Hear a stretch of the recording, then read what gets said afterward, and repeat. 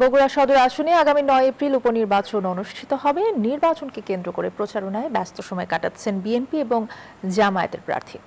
সোমবার দুপুরে জেলা মহিলা দলের উদ্যোগে ধানের শীষের মিছিল শহরের প্রধান সড়ক প্রদক্ষিণ করে।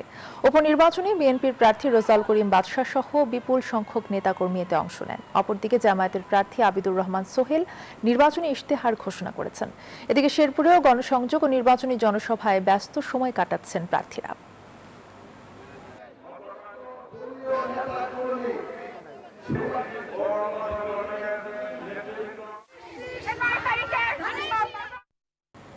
গণভোটের রায়ের আলোকে সংবিধান সংস্কারের দাবিতে বগুড়া সদর আসনে উপনির্বাচন উপলক্ষে জামায়াতের গণসমাবেশ হচ্ছে বগুড়াতে। এই বিষয়ে আরো জানাতে বগুড়া থেকে আমাদের সাথে যুক্ত হচ্ছেন সহকর্মী আব্দুস সালাম বাবু।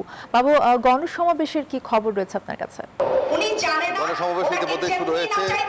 জামাতের কেন্দ্রীয় সেক্রেটারি জেনারেল অধ্যাপক মিয়া গোলাম পরোয়ার এবং এনসিবির যুগ্ম মুখ্য সংগঠক সার্জিস আলম এখানে উপস্থিত হয়েছেন। এখন বক্তব্য রাখছেন এনসিবির জাতীয় নারী শক্তি ও যুগ্ম সংগঠক ডাক্তার মাহমুদুল আলম মৃত্যু এখন বক্তব্য রাখছেন। তার আগে জামাতের কেন্দ্রীয় কর্মকর্তা সদস্য আব্দুল হক সরকার বক্তব্য রেখেছেন। শহর জামাতের আমির, যিনি এই আসনে জামাতের প্রার্থী, তিনি বক্তব্য রেখেছেন আবিদুর রহমান সোহেল।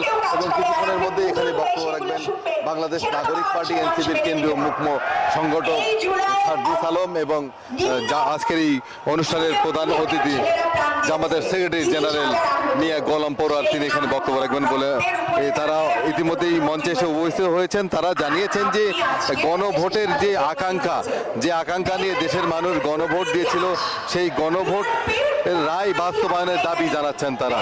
এবং সব মিলিয়ে গণভোটের মাধ্যমেই সেই রায় বাস্তবায়ন হলেই সংবিধান সংস্কারের যে দাবি রয়েছে জামাতে, সেই দাবি তারা পূরণ করবেন, সেই বিষয়েও তারা বলছেন। সব মিলিয়ে সমাবেশ হচ্ছে, সেই সমাবেশ চলমান রয়েছেন। কিছুক্ষণের মধ্যে এখানে আজকের অনুষ্ঠানের প্রধান অতিথি অধ্যাপক মিয়া গোলাম পরোয়ার এবং এনসিপি মুখ্য সংগঠক সার্জিস আলম বক্তব্য রাখবেন। তারা কিন্তু একই কথা বলছেন যে গণভোটের রায় বাস্তবায়নের মাধ্যমে সংবিধান সংস্কার করতে হবে এবং যে আগামী 9 তারিখের উপনির্বাচন, সেই উপনির্বাচনে বগুড়া সদর আসনে জামাত প্রার্থীকে বিপুল ভোটে বিজয় করার আহ্বান জানাচ্ছেন তারা। এই ছিল সর্বশেষ স্টুডিওতে।